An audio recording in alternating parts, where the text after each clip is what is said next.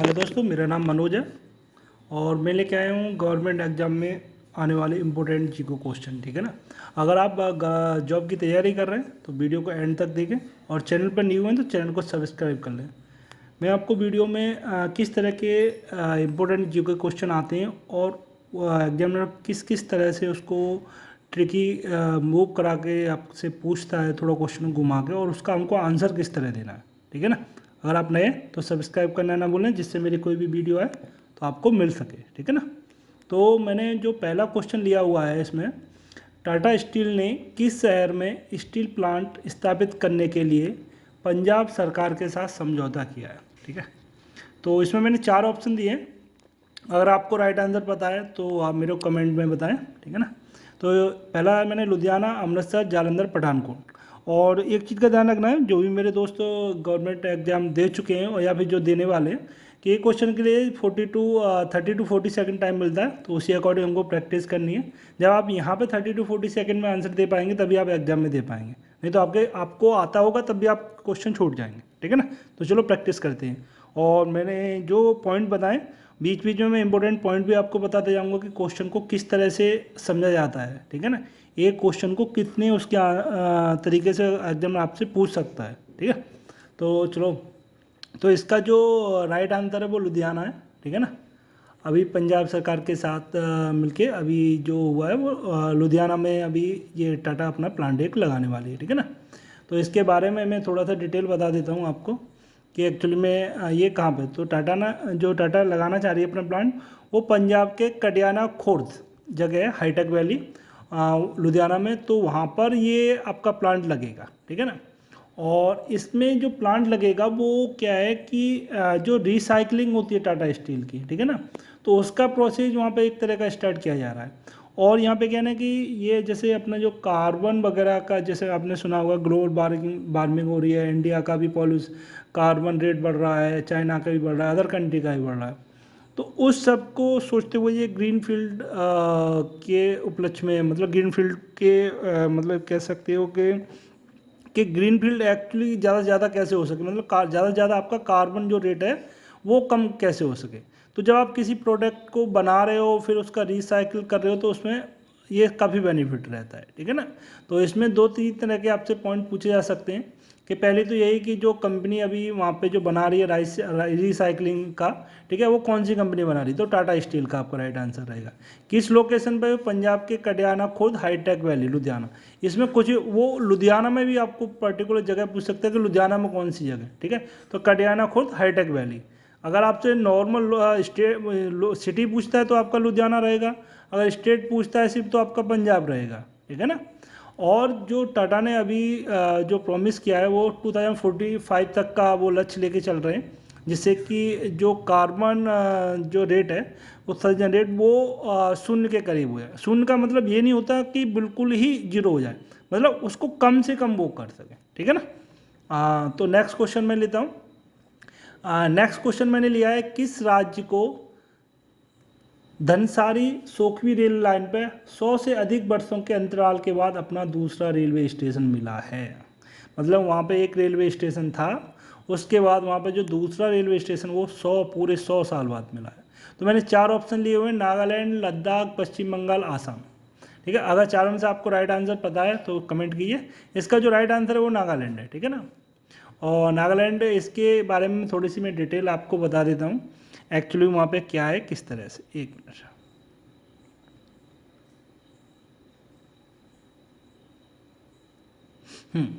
नागालैंड नागालैंड में एक क्या है कि नागालैंड बहुत ही अभी जो, अगर टेक्निकल बोला जाए तो बहुत ही वहाँ पे अभी उतना अपग्रेड नहीं है। ठीक है ना।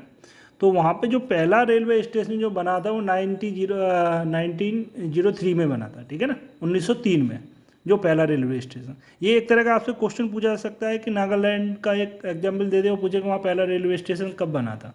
ठीक है। तो ये जो मैंने ये जो क्वेश्चन सेलेक्ट किए हैं और जो सेट किए हैं, ठीक है, मैं इसमें एक क्वेश्चन के साथ उसके जो इंपॉर्टेंट पॉइंट होते हैं उस क्वेश्चन को कितने तरीके से मूव किया जा सकता है वो सारे पॉइंट एड लिए। अगर आप ए ग्रुप से लेकर डी ग्रुप तक की कोई भी किसी भी तरह के एग्जाम की तैयारी कर रहे हो और इसके रिगार्डिंग कोई भी क्वेश्चन आता है तो आप उसका आंसर दे पाओगे। ठीक है, बस आपने वीडियो को स्किप ना किया हो, एंड तक पूरा देखा हो। ठीक है ना। अब यहाँ के जो मुख्यमंत्री हैं जो नागालैंड के, वो है नेफ्यू रियो। ये आपका 1 नंबर का क्वेश्चन बनता है। ठीक है, कि पूछा जा सकता है कि नागालैंड के मुख्यमंत्री कौन है। ठीक है ना। तो नेफ्यू रियो नाम याद रखना है आपको। तो यहाँ पे क्या है कि जो सोखवी रेलवे स्टेशन से जो ट्रेन है, ठीक है ना, वो आपकी ट्रेन का नाम भी पूछा जा सकता है। उसका ट्रेन का नाम है डोनी पोलो एक्सप्रेस। कि आपसे पूछा जाए कि अभी जो सेकंड रेलवे स्टेशन मिला है वो नागालैंड में कौन सी ट्रेन मतलब आपकी चलने वाली है। ठीक है, या कौन सी ट्रेन चल रही है। तो डोनी पोलो एक्सप्रेस, ये जो ट्रेन है वो पहले असम में गुवाहाटी से लेके अरुणाचल प्रदेश में नाहरलागुन तक चल रही थी। ठीक है, पहले बीच में चल रही थी, अब इसको थोड़ा सा बढ़ा दिया गया है। तो ये जो सोखवी है, सोखवी रेलवे स्टेशन तक बढ़ा दिया गया है। ठीक है, जो कि दीमापुर स्टेशन से थोड़ा सा दूरी पे है। तो ये 2-3 पॉइंट इसमें बनते हैं। इसमें बनते हैं, आप अगर बी या सी डी ग्रुप की कोई भी एग्जाम दो तो 1-1 नंबर के बनेंगे। और अगर आप ए या बी ग्रुप के एग्जाम की दोनों को तैयारी कर रहे हो तो आपको ये 2 नंबर का क्वेश्चन बनेगा। ये पूरी सारी डिटेल पूछी जा सकती है उसको, वो उसमें थोड़ा सा ए ग्रुप और बी ग्रुप में थोड़ा थ्योरेटिकल डिटेल में पूछ लेते हैं। अगर आप सी और डी में तो नॉर्मल आपका ये रहेगा कि आपकी डेट पूछ ली जाए, आपको सीएम का नाम पूछ लिया जाए, कौन सी ट्रेन है इस बारे में पूछ लिया जाए। ठीक है ना। तो ये 3-4 पॉइंट हैं जो आपको ध्यान रखने हैं। ठीक है ना। तो कौन सी 100 साल में जो दूसरा रेलवे स्टेशन मिला है वो आपको सोखवी रेलवे स्टेशन से मिला है। ठीक है ना। तो ये नागालैंड का है, यहाँ के सीएम नेफ्यू रियो हैं। 1903 में पहला स्टेशन मिला था। ट्रेन का नाम है डोनी पोलो एक्सप्रेस। ठीक है, डोनी पोलो एक्सप्रेस। ठीक है, तो ये ध्यान रखना है आपको। और मैंने अब ये नेक्स्ट क्वेश्चन जो लिया है, एक मिनट,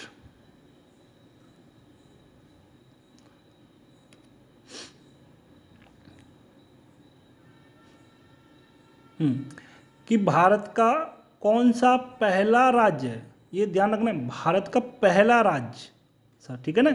ये जो पॉइंट आते हैं का पहला राज्य वाला, पहली चीज, पहले पहले वाली जो बात करते हैं बहुत इंपॉर्टेंट होती है। ठीक है, तो भारत का वो कौन सा पहला राज्य है जिसने LGBTQIA+ समुदाय के लोगों को संबोधित करने के लिए इस्तेमाल की जाने वाली शब्दावली सूचित किया है। ठीक है, इसमें 4 ऑप्शन दिए मैंने, तमिलनाडु, आंध्र प्रदेश, हरियाणा, केरला। ठीक है, चारों में से अगर आपको राइट आंसर पता है तो मेरे को बताएं। ठीक है, और इसका राइट आंसर है वो तमिलनाडु। अब इसके बारे में ये LGBTQI क्या होता है, किस समुदाय का किस तरह, मतलब इसकी डिटेल में थोड़ा सा आपको एक्सप्लेन कर देता हूँ। ये तमिलनाडु है। ठीक है, तमिलनाडु में इसको अभी मान्यता दी गई है। और वो भी मान्यता क्यों दी गई है, किसके कहने पे दी गई है, जो मद्रास उच्च न्यायालय है, ठीक है, मद्रास हाई कोर्ट के कहने पे तमिलनाडु सरकार ने वहाँ की ये मान्यता दी है। ये भाषा क्या है कि जो समलैंगिक लोग होते हैं, ठीक है ना, मतलब मेल मेल की तरफ या लेडी लेडी की तरफ या ट्रांसजेंडर जो किंडर होते हैं वो एक दूसरे की तरफ। ठीक है ना। तो इसमें मैंने दिया कि समलैंगिकों को आम बोलचाल की भाषा में LGBT कहते हैं। ठीक है, ये इस तरह से मुझे, और लेस्बियन, गे, बाइसेक्सुअल और ट्रांसजेंडर। ठीक है ना। तो इन सब को ऐड करके ये एक तरह का जो LGBTQ बना गया है। ठीक है ना।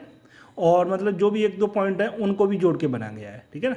और एल शब्द उन महिलाओं के लिए यूज किया गया है जो दूसरी महिलाओं की तरफ आकर्षित होती हैं। तो अभी ये नया पॉइंट ऐड हुआ है तो ये एग्जाम में पूछने के कम से कम 90% इस चीज़ के चांसेज हैं। ठीक है ना। तो आपको याद रखना है कि जो अभी ये LGBTQ करके हुआ है, जो लैंग्वेज अभी मान्यता दी गई है मद्रास हाई कोर्ट के कहने पे, वो तमिलनाडु सरकार ने दी है। ठीक है ना। अच्छा, अब मैं नेक्स्ट क्वेश्चन मैंने जो लिया हुआ है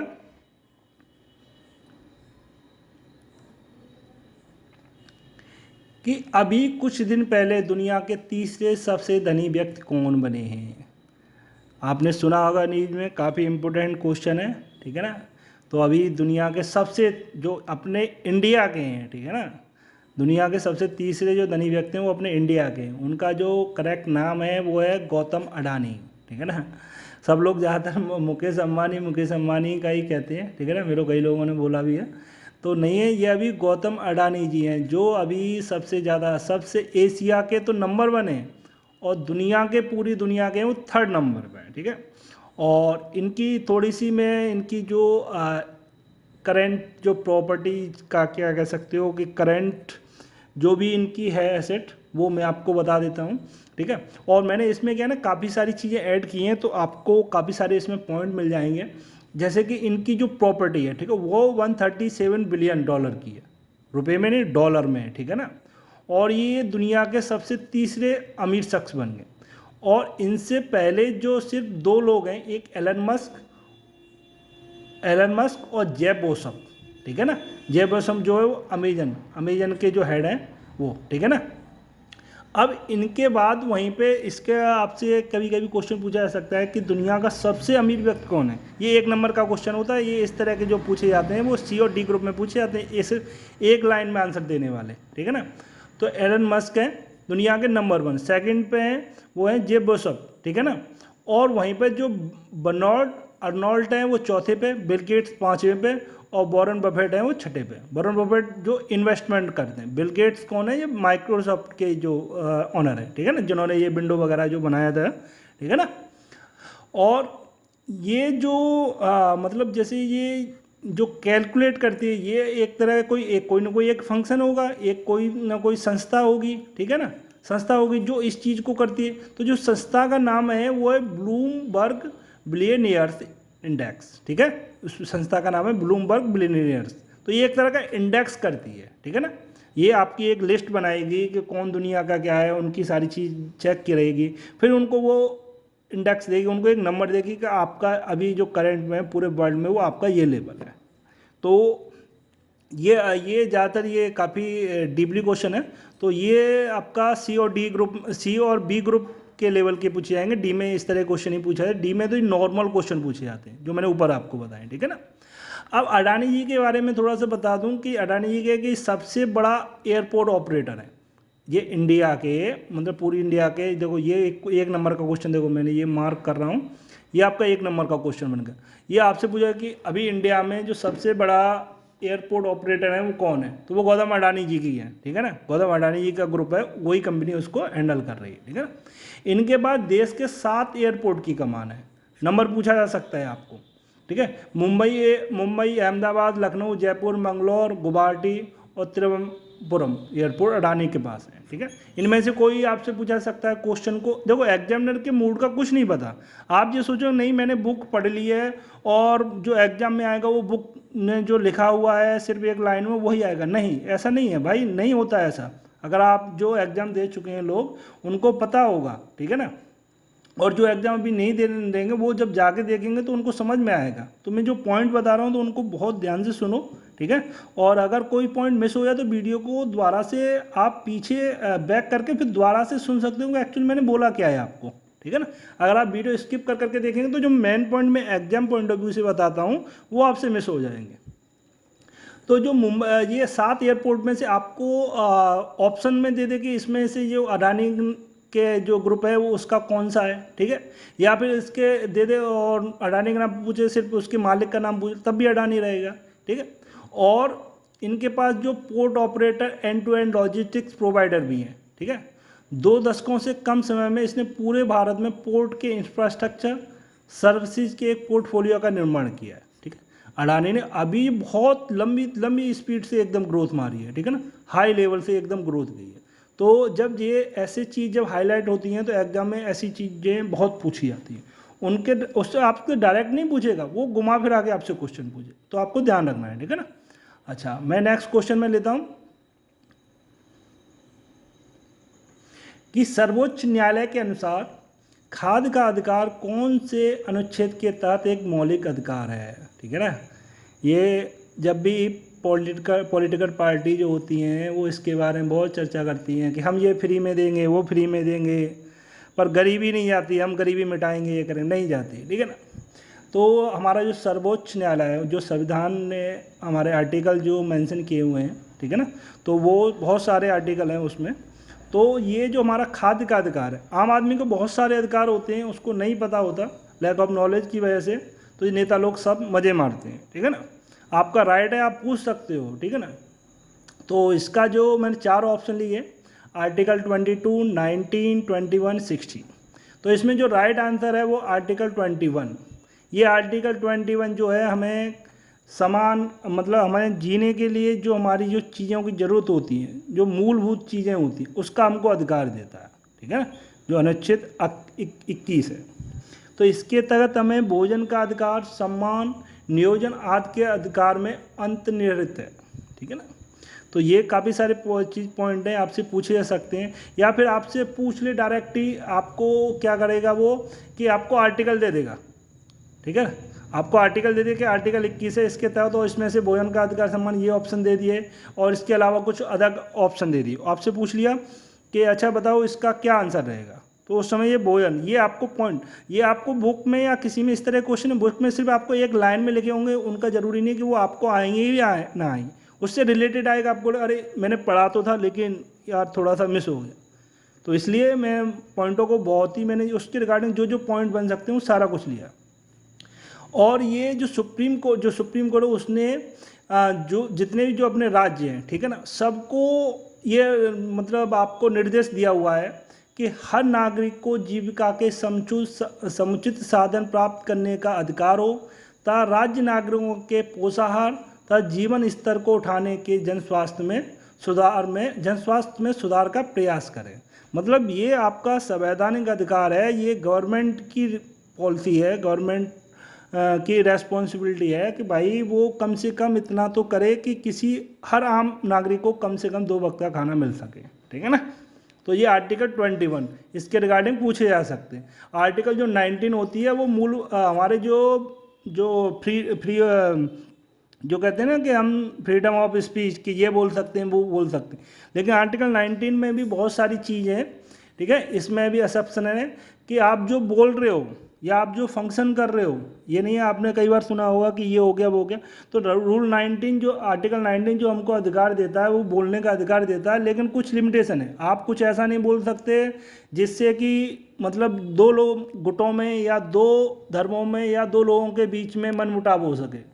आप कुछ ऐसा नहीं बोल सकते कि आपके कंट्री के खिलाफ जाए, ठीक है ना। इसमें कई सारी चीज़ें हैं, ऐसा कुछ नहीं बोल सकते जो उसमें टेररिस्ट यानी आतंकवाद को बढ़ावा मिले, ठीक है ना। तो ये आर्टिकल 19 इसके रिगार्डिंग भी आपको क्वेश्चन पूछा जा सकता है, तो आपको ध्यान रखना आर्टिकल 19 जो होता है वो हमारे बोलने के अधिकार के रिगार्डिंग होता है, लेकिन जो आर्टिकल 21 होता है वो हमारे जीवन के अधिकार के लिए होता है, ठीक है ना। अच्छा, अब मैंने जो नेक्स्ट क्वेश्चन लिया हुआ है कि सबसे बड़ा धार्मिक स्मारक वैदिक तारामंडल का मंदिर भारत के किस राज्य में बनने जा रहा है। ये सबसे बड़ा इम्पोर्टेंट क्वेश्चन है, ठीक है। कि इस तरह के क्वेश्चन जो मैंने बताया कि जो फर्स्ट टाइम जो चीज़ होती है उसका काफ़ी हाईलाइटेड होता है, ठीक है। और ये एक बार के लिए डी ग्रुप में ना पूछे जाए, लेकिन ए ग्रुप जो अच्छे लेवल की जो वैकेंसी होती हैं, अच्छे लेवल की जो जॉब होती हैं, उसमें तो ये ज़रूर पूछे जाते हैं, ठीक है ना। तो सबसे बड़ा धार्मिक, तो इसमें मैंने 4 ऑप्शन लिए, वेस्ट बंगाल, उत्तर प्रदेश, आसाम, हरियाणा। तो इसमें अगर राइट आंसर पता है तो कमेंट, आप जैसे आप कमेंट में करते हो तो इससे क्या ना आपका एक कॉन्फिडेंस लेवल बढ़ता है। आपने क्वेश्चन को देखा, ठीक है, आपने तुरंत बोला अच्छा ये आंसर है, तो इससे क्या रहेगा आपका एकदम कॉन्फिडेंस। तो उस चीज़ को प्रैक्टिस में लाइए, आप इसमें देखें या किसी भी क्वेश्चन में देखें या बुक में देखें, तो वो तुरंत 10 से 15 सेकंड में आपके माइंड में क्लिक हो जाना चाहिए, तभी आप एग्जाम में कर पाओगे, ठीक है ना। क्योंकि एग्जाम में आप इंसान नर्वस भी हो जाता है, तो आपको इस चीज़ की प्रैक्टिस करनी पड़ेगी यहाँ, ठीक है। और इस चीज़ को रटना नहीं है, हमेशा ध्यान रखना, रटना नहीं है, समझना है चीज़ को। तो इसके रिगार्डिंग जो 4 ऑप्शन में लिए हैं, इसमें जो राइट आंसर है वो है पश्चिम बंगाल, ठीक है। पश्चिम बंगाल में अभी बनने जा रहा है, ठीक है। आपने इस्कॉन टेम्पल के बारे में सुना होगा, ठीक है। तो इस्कॉन टेम्पल के जो संस्थापक हैं, इस्कॉन टेम्पल की जो शुरुआत की है वो हैं श्री प्रभुपाद हैं, वो एक स्वामी है, ठीक है। उन्होंने ही मतलब दुनिया में प्रभुपाद जी ने ही दुनिया में हर जगह राधे राधे, हरे कृष्णा राधे हरे राम हरे राम, ये आपने सुना होगा, ठीक है ना। तो हर जगह उन्होंने ये मूल मंत्र जो है, ठीक है, श्री राम और भगवान श्री कृष्ण के बारे में। तो हर जगह से उन्होंने स्टार्ट किया। इनके बारे में मैं किसी दिन कुछ अच्छी वीडियो बनाऊंगा कभी टाइम मिलने पे। अभी थोड़ा बिजी शेड्यूल चल रहा है तो टाइम नहीं मिल पा रहा। अभी 1-2 दिन वीडियो भी मेरी मिस हो गई थी इसी वजह से, तो अभी मैं लेके आया हूँ। और ये जो इन्होंने अमेरिका में, फ्रांस, रसिया, मतलब जो भी फॉरेन कंट्री सब में बहुत बड़ा किया है, ठीक है ना। और ये पश्चिम बंगाल, आप देखो इसमें मैं मेन पॉइंट आपको बता देता हूँ कि क्वेश्चन क्या क्या बन सकते हैं। पश्चिम बंगाल तो आपका स्टेट हो गया, लेकिन पश्चिम बंगाल के कौन सी जगह पे? तो ये मायापुर करके जगह है, और ये मायापुर है वो यहाँ पे ये कह सकते हैं कि आपका ये टूरिस्ट प्लेस भी है। यहाँ पे लोग आते भी हैं घूमने फिरने, ये काफ़ी जगह हैं यहाँ पे, ठीक है ना, मायापुर में। तो आपसे इस तरह से भी क्वेश्चन पूछा सकता है, पश्चिम बंगाल का जो टूरिस्ट प्लेस है वो कौन सा है। तो देखो आपके यहाँ 2 क्वेश्चन बन गए।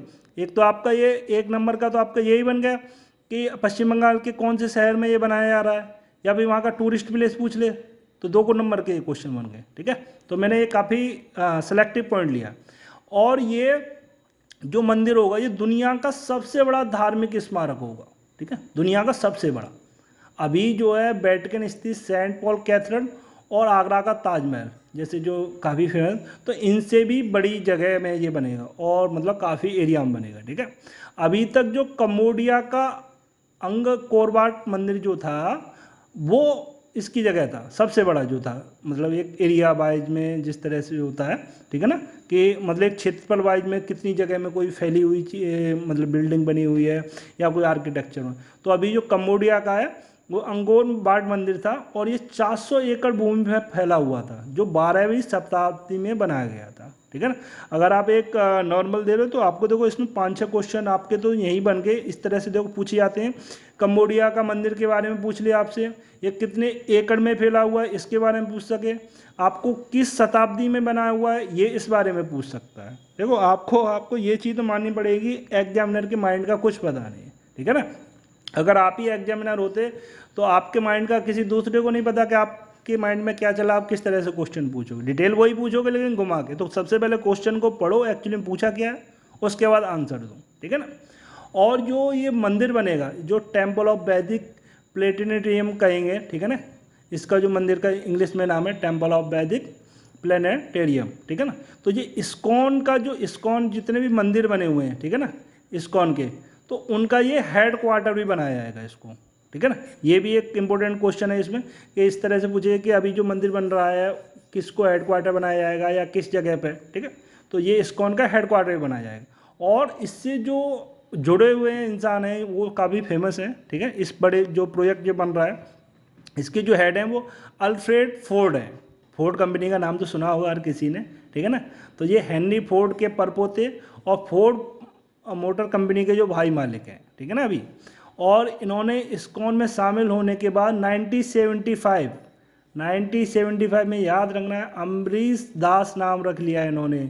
ये क्वेश्चन भी पूछा जा सकता है कि जो अल्फ्रेड फोर्ड हैं, ठीक है ना, तो इन्होंने जो अपना नाम चेंज करके रखा है वो क्या रखा है, अम्बरीश दास। ये 1 नंबर का कम से कम आपका क्वेश्चन है, ठीक है। और इसमें से जो चीज़ें पूछी जा सकती हैं कम से कम 6 नंबर तक की आपको चीज़ें पूछी जा सकती हैं, ठीक है ना। वो आपके एग्जाम पे डिपेंड करता है कि आप किस चीज़ का एग्जाम दे रहे हो, रेलवे का दे रहे हो, एसएससी का दे रहे हो, सीजीएल का दे रहे हो, या जो सीडीएस का दे रहे हो, एनटीए वगैरह का दे रहे हो, या कोस्ट गार्ड का दे रहे हो। ये आपके ऊपर डिपेंड करता है, लेकिन जो डिटेल है उसी हिसाब से क्वेश्चन पूछा है। कोई वो आपको कितना डीपली पूछ रहा है, या नॉर्मल सिर्फ आपको सिटी का नाम पूछ लिया या फिर स्टेट का नाम पूछ लिया, ठीक है ना। अगर उसमें वो डिटेल में जाएगा तो फिर वो नंबर बढ़ा के देगा उसमें, वो उसकी एग्जाम की जो प्रायोरिटी है उसके ऊपर डिपेंड करेगा, ठीक है ना। अच्छा, अब जो नेक्स्ट क्वेश्चन मैंने लिया है काफ़ी इंपॉर्टेंट क्वेश्चन है। भारत की पहली परमाणु पनडुब्बी का नाम क्या है? इंडिया की जो पावर है, ठीक है ना, इंडिया को जो पावरफुल बना रहा है जिसकी वजह से, तो उस कंट्री का नाम क्या है? तो भारत की जो पहली परमाणु पनडुब्बी है, ठीक है, तो 4 ऑप्शन मैंने लिए हैं, INS अरिहंत, RN सुख, BR मासुक, DV महाबारी। तो इनमें से जो राइट आंसर है वो है आपका RN अरिहंत। अगर राइट आंसर आपको पता है तो वेरी गुड, ठीक है, अगर आपने 10 to 15 सेकेंड के अंदर बताया, अगर नहीं तो आपको प्रैक्टिस की ज़रूरत है।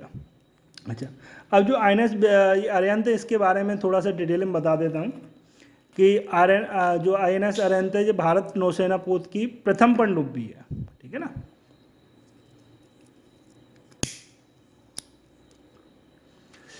इसको जो जब इसका निर्माण हुआ था वो तब उस टाइम पे 6000 टन के पोत का निर्माण उन्नत प्रौद्योगिकी पोत परियोजना के तहत पोत निर्माण केंद्र विशाखापत्तनम में 2.9 अरब अमेरिकी डॉलर की लागत से हुआ था। ठीक है, तो इसमें आपसे जो क्वेश्चन बनेगा इसमें जो आपका वो क्या बनेगा, एक तो आपका ये नाम पूछा सकता है। ठीक है, दूसरा जो पॉइंट बनेगा वो ये जो विशाखापत्तनम है, विशाखापत्तनम कि पोत निर्माण का केंद्र का नाम पूछ ले कि जो प्रथम पनडुब्बी बनी हुई थी वो किस जगह बनी हुई थी, उस पोत निर्माण केंद्र का नाम क्या है, तो विशाखापट्टनम रहेगा।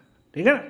और इसको बनाने के बाद इंडिया की पावर बढ़ी, वो तो ऑटोमेटिक है। जब आप कोई नई चीज़ बनाते हो, जो पावरफुल चीज़ होती है, तो उससे आपकी जो अदर कंट्री के रेस्पेंस में आपकी एक अलग ही वैल्यू बन जाती है। ठीक है, कि उसका जो कंपेरिजन किया जाता है अदर कंट्री का, वो इसी बेस पे किया जाता है उसके पास कितनी मिसाइल हैं या कितने परमाणु बम हैं या उसकी इकोनॉमिक ग्रोथ क्या है। तो ये एक दूसरे का कंपेरिजन करते रहते हैं एक दूसरे कंट्री। तो इसको बनाने के बाद जो इंडिया ये छठा देश नंबर बन गया, छठा कंट्री एक ऐसा बन गया जिसके पास ये आपकी पनडुब्बी थी, जो परमाणु ये प्रथम पनडुब्बी थी। ठीक है ना। अब इसमें क्या है ना कि चार ये इस तरह से क्या है, आपको इसमें से कुछ पॉइंट देखो, अमेरिका, रसिया, चाइना, ब्रिटेन, फ्रांस, ये 5 कंट्री पहले से थी। और किसके पास कितनी है, अमेरिका के पास 71, रसिया के पास 50, चाइना के पास 7, ब्रिटेन के पास 6, फ्रांस के पास 5। ठीक है, मैंने ये अभी मेंशन कर दिया है कि यहाँ पे मैंने ये पॉइंट भी लिखे हुए हैं कि ये जो 70 ये क्या है कि इनके पास इतनी अभी हैं करंट में, इतने नंबर हैं पनडुब्बियों के। ठीक है ना। और इसमें से एक क्वेश्चन और बनता है, जब आप जो अरिहंत जो नाम रखा गया है, जो इसका नाम रखा गया था अपनी जो सनातन संस्कृति को लेते हुए रखा गया, तो अरि का मतलब होता है शत्रु और हंत का मतलब मारना, अर्थात शत्रु को मारने वाला। अब ये आपको 1 नंबर का क्वेश्चन आपसे एग्जाम में पूछा जा सकता है कि आपको अरे या अंत इस तरह से दे दे। ठीक है, या शत्रु को मारने वाला दे दे और उसका आंसर इस तरह से पूछे तो अरिहंत रहेगा उसका। ठीक है, या अरिहंत दे दे, उसका पूछे कि इसका जो संस्कृत वर्ड से ये लिया गया तो इसका हिंदी में क्या अर्थ है। तो आपको याद रखना है ये इंपॉर्टेंट पॉइंट जो मैंने बनाए। ये आपसे पूछा जा सकता है कि जो इंडिया है वो जब प्रथम पनडुब्बी जब उसने बनाई थी, या प्रथम पनडुब्बी बनाने के बाद भारत दुनिया का कौन सा देश बन गया था। ठीक है, दुनिया के कौन से नंबर पे इसने बनाई थी, कि मतलब इसने पाँच कंट्री वो पहले से हैं, तो ये कौन से नंबर पर बन गई थी, 6वें नंबर की कंट्री, जिसने 6वां देश जो परमाणु पनडुब्बी जिसने जो पनडुब्बी बनाई थी। ठीक है ना। अच्छा, मैं नेक्स्ट क्वेश्चन लेता हूँ। भारत ने कब तक शुद्ध शून्य उत्सर्जन का लक्ष्य हासिल करने की घोषणा की है। ठीक है, तो मैंने 4 ऑप्शन दिए हुए हैं, 2050, 2040, 2070, 2030। ठीक है, तो मैंने अभी पहले भी बताया था, मैंने अभी क्वेश्चन जो पहले लिया था, ठीक है, जो टाटा वाला क्वेश्चन लिया था। तो कार्बन उत्सर्जन को कम करने के लिए हर कंट्री अपने अपने पॉइंट अपने अपने बेसिस पे अपने प्रयास कर रही हैं, और उनका एक फोरम होता है। ठीक है ना, एक मतलब एक संस्था होती है, वहाँ पे सब लोग इकट्ठे होते हैं और उनको अपना तरफ से स्पीच देनी होती है, अपने पॉइंट रखने होते हैं कि वो क्या वर्क कर रहे हैं इसके रिगार्डिंग, और वो कब तक अपने यहाँ जो कार्बन का उत्सर्जन है उसको जीरो करेंगे। ठीक है, और जीरो का मतलब क्या होता है वो भी मैं बताऊंगा। ठीक है, पहले मैं इसका बता देता हूँ। इसका जो राइट आंसर है वो है 2070 इंडिया का। ठीक है, अदर कंट्री का, हर कंट्री का अलग अलग होता है, हर कंट्री अपने अकॉर्डिंग अलग अलग पॉइंट बोलती है। ठीक है ना। तो इस पॉइंट के बारे में थोड़ी सी डिटेल बता देता हूँ कि किस तरह से कहाँ पे ये फंक्शन हुआ था और क्या क्या चीज़ें हुई थी। तो जो कार्बन जो शून्य का मैंने बोला था, शून्य कार्बन उत्सर्जन वाला पॉइंट, तो इसका मतलब ये नहीं होता कि वहाँ पे बिल्कुल जीरो हो जाएगा। ठीक है, देखो मैंने इसीलिए यहाँ किया है कि अगर कुछ ना समझ पाएँ तो वो जो मैंने पॉइंट लिखता हूँ, जिससे कि आप आसानी वे में समझ सके कि मैं कहना क्या चाह रहा हूँ, मैं अपनी चीज़ें क्या पहुँचाना चाह रहा हूँ, क्या इन्फॉर्मेशन आपको देना चाह रहा हूँ। तो इसे कार्बन तटस्थता के रूप में जाना जाएगा, जिसका अर्थ ये नहीं है कि कोई देश अपने उत्सर्जन को शून्य पर लाएगा। इसका मतलब नहीं है कि बिल्कुल जीरो हो जाएगा। हाँ, कि मतलब जैसे मान लो किसी का 40% है, ठीक है, या वो 30% है, तो वो उसको डिक्रीज करने की कोशिश करेगा, ठीक है ना, वो उसको पॉइंट को डिक्रीज करेगा, ठीक है। और इसके लिए जो कंट्री रहेगा वो क्या करेगा कि अपने यहाँ का जो वातावरण है, ठीक है, तो उनके जो ग्रीन हाउस गैसों के अवशोषणों से गैसों को हटाने, मतलब जो गैस हो रही जिसकी वजह से जो ग्लोबल वार्मिंग क्रिएट हो रही, ग्लोबल वार्मिंग इंक्रीज हो रही है, तो उसको कैसे कैसे रिड्यूस किया जा सकता है। तो इसके लिए वो अपने यहाँ हरे भरे जंगल लगाएगा, ठीक है ना, जिससे और अपने यहाँ जितना होगा वो ग्रीन फैसिलिटी को, ग्रीन मतलब जो एक्टिविटी जैसे जिससे कार्बन कम से कम निकले, कार्बन जो एटमॉस्फेयर में कम से कम कार्बन जिससे आए, ठीक है, तो उनके लिए वो अलग लगे। जैसे अपनी इंडिया में इलेक्ट्रिसिटी बाइक, इलेक्ट्रिसिटी बस और कार वगैरह इलेक्ट्रिसिटी पे जोर दिया जा रहा है जिससे कार्बन का कम उत्सर्जन हो, ठीक है ना। तो मैंने वो वातावरण से गैसों को हटाने के कार्बन कैप्चर और स्टोरेज, नई नई टेक्नोलॉजी भविष्य की होंगी, उनकी ज़रूरत पड़ेगी, ठीक है ना।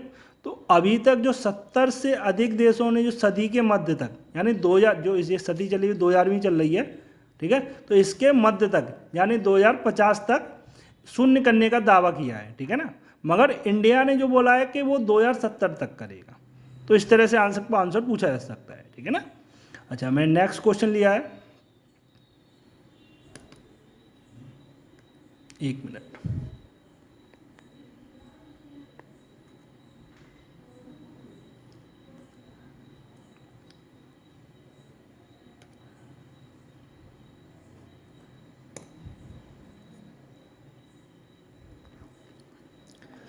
जो नेक्स्ट क्वेश्चन मैंने लिया है कि दुनिया के किस देश के वैज्ञानिकों ने पहला कृत्रिम भ्रूण तैयार किया है। The scientist of which country of the world has prepared the first artificial एम्ब्रो, ठीक है ना।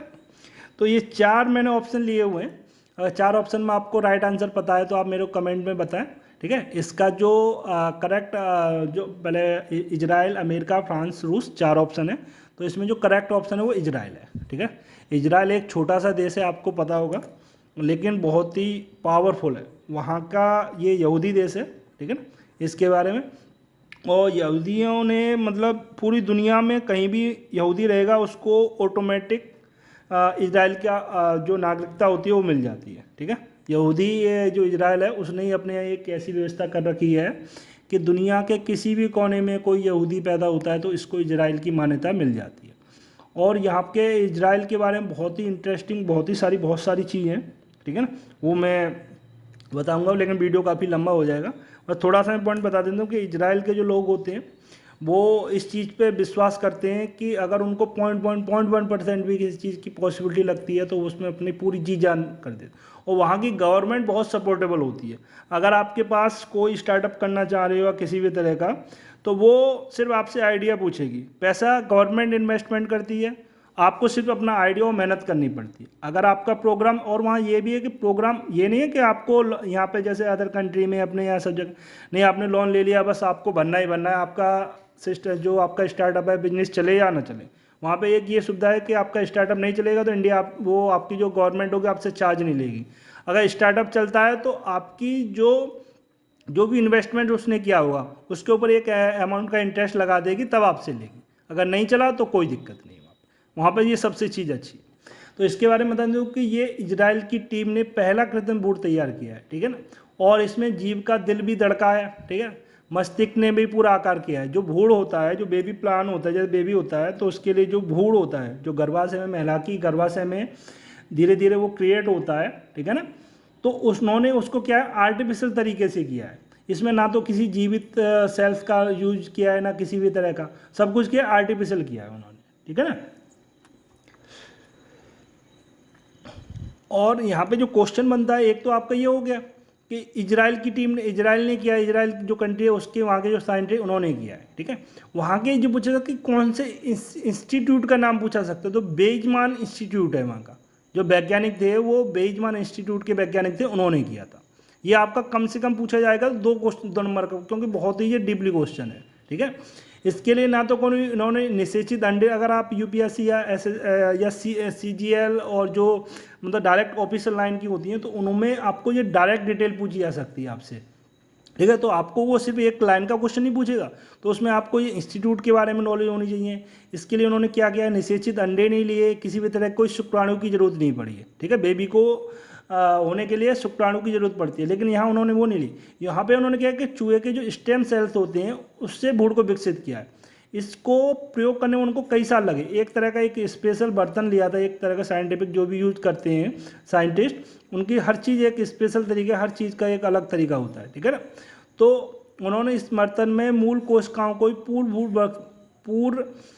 पूर्ण भ्रूण को विकसित कर दिया था, जिसमें इनका जैसे एक बेबी का दिल धड़कता है, उसके मस्तिष्क का पूरा सब कुछ हुआ था, ठीक है। और इसे गर्भ के जो लेडीज का गर्भाशय होता है उसमें नहीं, उससे बाहर, बिल्कुल बाहर को इसको विकसित किया गया है, ठीक है ना।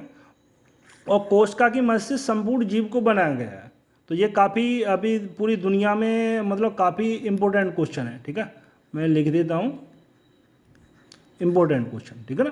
क्योंकि जब दुनिया में पहली बार कोई चीज़ होती है या कोई चीज़ आविष्कार होता है या किसी चीज़ की खोज होती है तो उसके बारे में एग्जामिनर में बड़ी बड़ी जॉब में बहुत ज़्यादा पूछा जाता है, ठीक है। अच्छा, अब जो मैंने नेक्स्ट क्वेश्चन लिया हुआ है,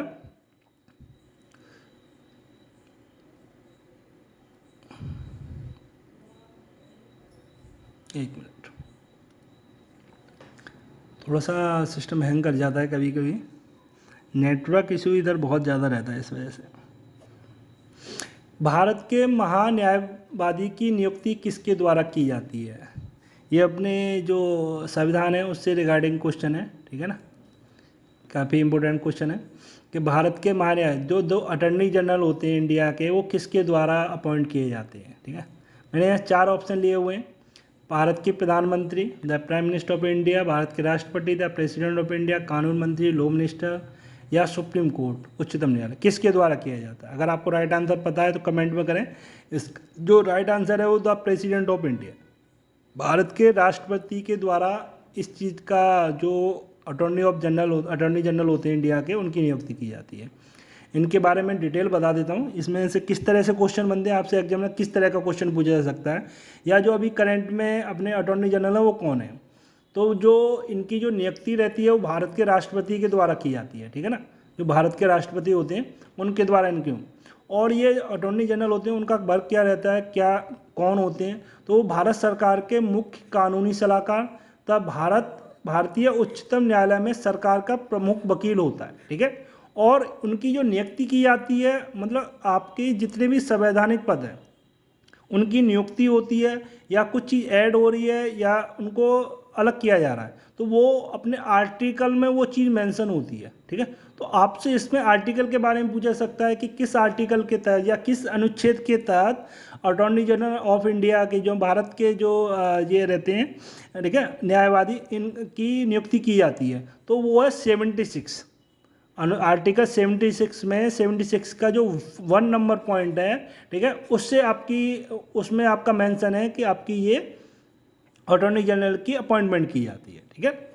और ये जो भारत के राष्ट्रपति किसको जो नियुक्त करते हैं, ये अटॉर्नी जनरल, इसका कोई एग्जाम तो होता नहीं है, ठीक है। तो इसमें कुछ कंडीशन है, ठीक है, वो देखी जाती हैं कि ये पर्सन जो है वो इन सारी कंडीशन को फुलफिल कर रहा है या नहीं कर रहा है, ठीक है ना।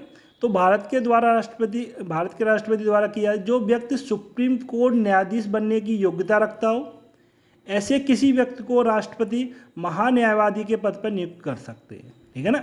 तो किसको अभी पूछा जा सकता है कि मतलब आपको 2-3 ऑप्शन दे दिए जाए, जैसे ए और बी ग्रुप में पूछे जाएंगे। ये थोड़ा डीपली क्वेश्चन है और काफ़ी डिटेल वाला है, तो आपसे ए बी ग्रुप की जो एग्जाम रहते हैं ऑफिशियल लाइन के, उनमें इस तरह की डीपली डिटेल पूछी जाती है।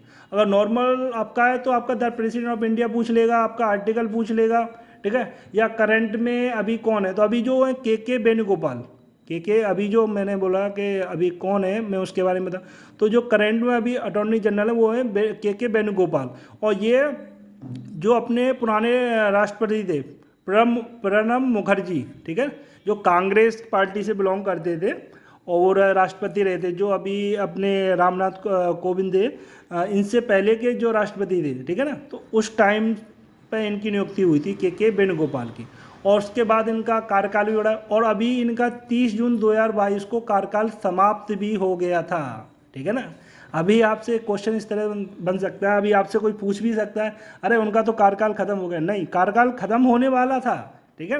बट जो करंट गवर्नमेंट है मोदी जी की, तो उनकी रिक्वेस्ट पे 3 मंथ का टाइम और बढ़ा दिया है उन्होंने, ठीक है। अभी 3 मंथ तक, यानी जून जुलाई अगस्त सितंबर, यानी 30 सितंबर तक अभी ये और रहेंगे, ठीक है। 30 सितंबर तक इनका जो नाम रहेगा, के वेणुगोपाल जी अटॉर्नी जनरल रहेंगे इंडिया के, ठीक है ना।